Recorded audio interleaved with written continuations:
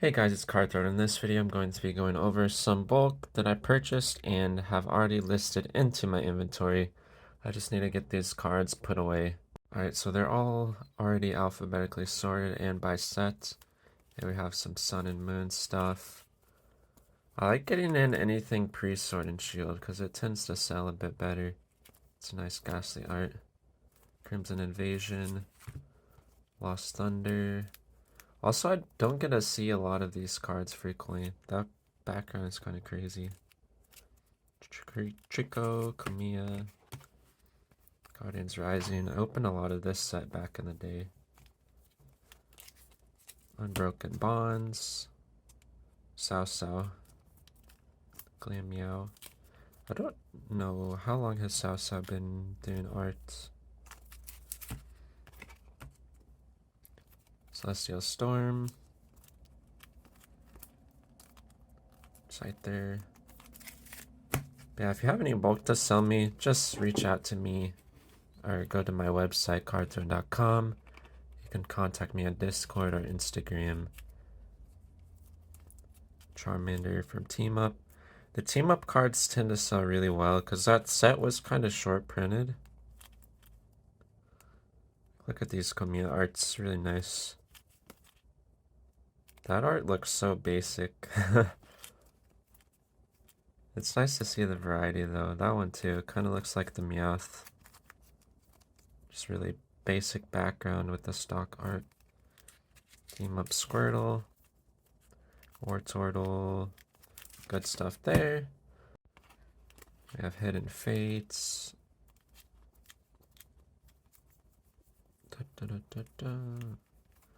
Pikachu reverse, Snorlax reverse. Some of those will sell pretty well. Shiny Legends. Bulbasaur, double colorless energy. Lily reverse, that's nice. Manaphy, nice. Super Scoop Up. Not sure if that's a valuable trainer. And Sun and Moon base set. Alright, let me grab another stack. Oh yeah, also, whenever I get in like Dragonites, I pull them out and I keep every single Dragonite that's ever sold to me in bulk. I just put them in a box or in a binder.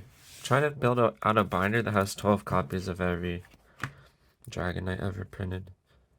So that's kind of my personal collection stuff. Bidoof. What is this? Unified Minds? I remember opening a bit of this set. Really nice set. It was underrated when it released. Like, it was really cheap for a long time. What do we have here? That's a really cute Mana artwork. You have Eevee and Pikachu in the background. Pikachu reverse hollows. Nice. Oh, there's two different Pikachu arts in this set, apparently.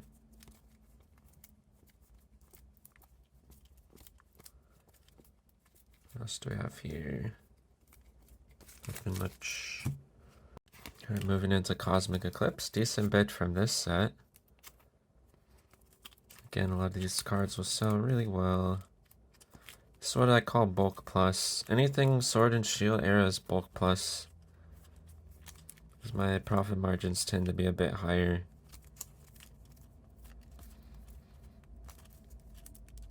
Some nice hollows. Pikachu, that's a really cool artwork. I think I graded one of these. Let's see how the grade comes back. Hopefully I get a 10. Or wait, did I already get a 10 and list it? I don't remember. Maybe. I might have, yeah.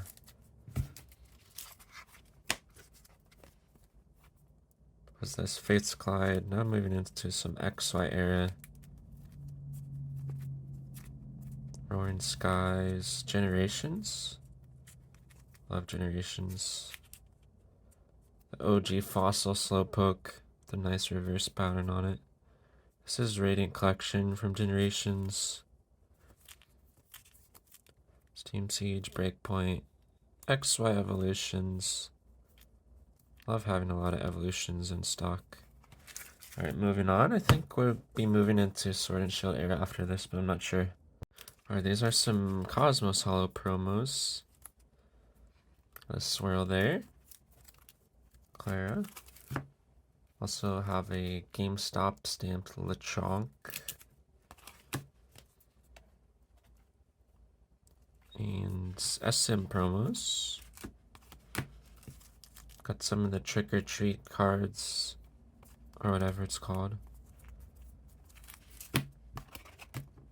And then the newer ones with the silver borders. Nice. Those are pretty cool. If I was a kid, I'd love receiving those packs and seeing what I get. I guess this is Scarlet and Violet next. OBF. Nice to get some more of these Obsidian Flames in stock.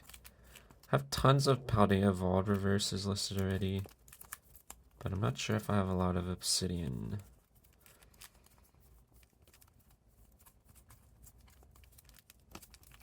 But yeah, I love listing as many reverses and the holos as I can. Try to get those multiple quantity orders of people building out their master sets.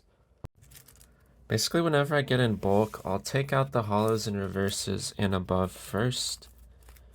And then I'll pull out some of whatever there's a lot of, or whatever I have a lot of in my inventory already, and set that aside for bulk lots. And then I'll process all the reverses and holos separately from the common, uncommon, and rare bulk, and get that listed first, because it's going to sell a lot better, and my margins will be a bit better than the commons. And then after that, I'll sort through all the common and uncommon bulk, and then pull out whatever I have a lot of in my inventory already, and set that aside for bulk lots, and then get the rest of it listed. If I already have like 2 4-row boxes of commons and uncommons from a set, I generally would not really list any more of it, because I don't need like 50 copies of every common in my inventory. But sometimes I'll set aside some of the more popular Pokemon that I know are going to sell out quickly, like common Pikachus, or just cool arts, or that sort of thing. Or Pokemon that have abilities that I know are going to sell slightly above the bulk rate. Scarlet and Violet base set. Also, since there's more reverses and holos in the packs now, a lot of these cards are kind of lower priced than the Sword and Shield reverses. But I still set my floor the same across the board. It's okay if I have to hold on to inventory a bit longer. I just like to have a lot of stuff in stock and a wide variety. So hopefully people can get everything they need from me, instead of having to shop around at multiple stores. That's my strategy, we'll see.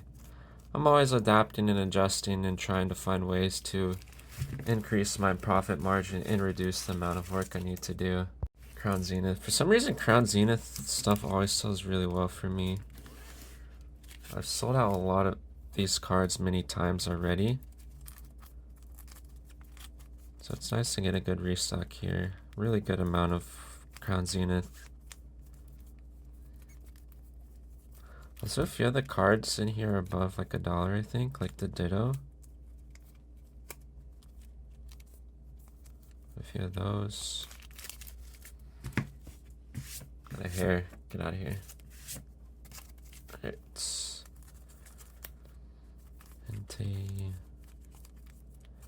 I probably should have looked through some of these. I still need to complete my Crown Zenith Master set.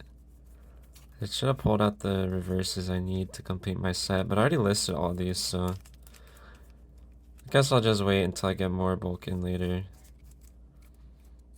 That's what I like to do, build out my master sets off of cards that I get in collections when I can. I've kind of been lazy about my master sets recently, though.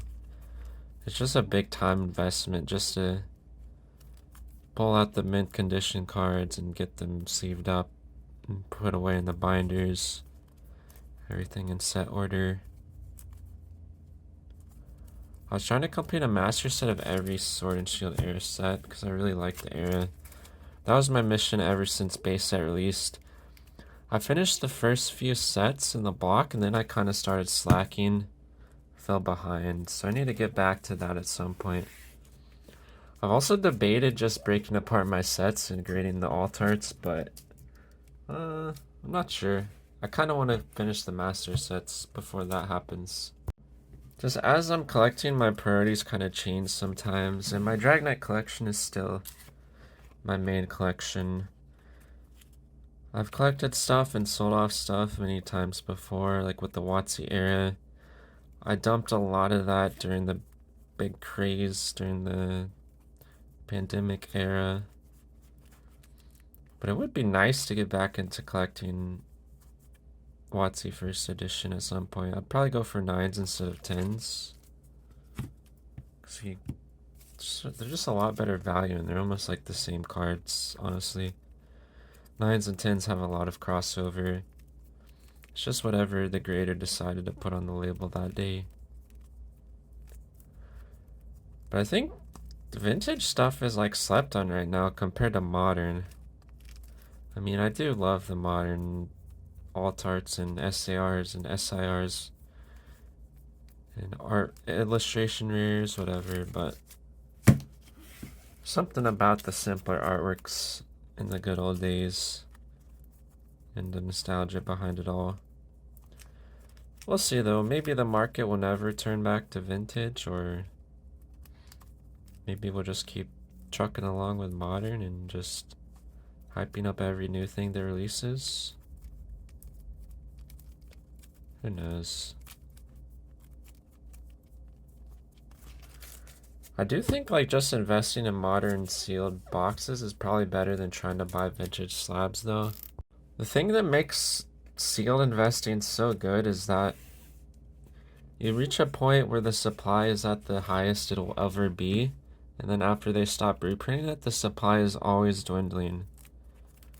So you don't even really need to have increasing demands on a product for the price to go up. Like if the demand is just flat and people are opening, it's gonna get more scarce over time. It's kind of like stock buybacks. Like Apple will buy back their shares, reducing the supply and increasing the price. Basically returning money to investors that way. I kind of like to look at booster boxes that way, even though it's not exactly the same, obviously. Like collectibles can just die if there's no interest in it anymore.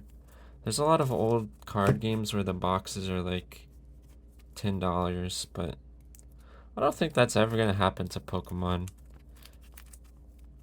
Like there's more interest in it these days than there's ever been in any point in history.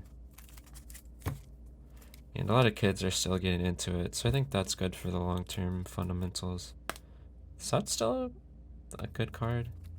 I know that used to be like a $3 to $4 holo. Yeah, let me know if you like these style of videos where I'm just rambling and flipping through cards that I bought and added to my store.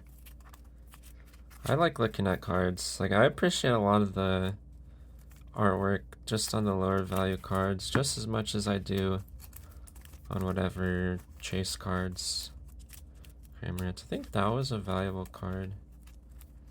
Like the Lost Zone cards tend to sell pretty well. Nothing crazy, but you know, like higher than 20 cents or 10 cents or whatever most reverses sell for. My floor on reverses is set to 16 cents, which is probably higher than some people. But let's say I'm buying, or I was buying them for around 7 cents at one point. So if I would buy at 7 cents and then sell at 16 cents and then direct takes 50%, that's only a 2-cent profit margin. I mean, most of my profits would come from the cards that sell above my floor, obviously, but now I'm paying 6 cents for reverses. And I want to make at least a few cents when I have to sell cards at my floor price. So I'm not gonna like buy a reverse for 6 cents and then list it for 10 cents and net 5 cents and just lose money. I want to make sure even the lowest and worst cards I buy are still netting me at least a couple cents. Obviously, when you're buying bulk, you're just hoping that people send in like the 50-cent to $1 cards. Then that's how you make the majority of your profit with enough volume. I mean, you're not getting rich, but it does add up over time when you're buying thousands of cards every day.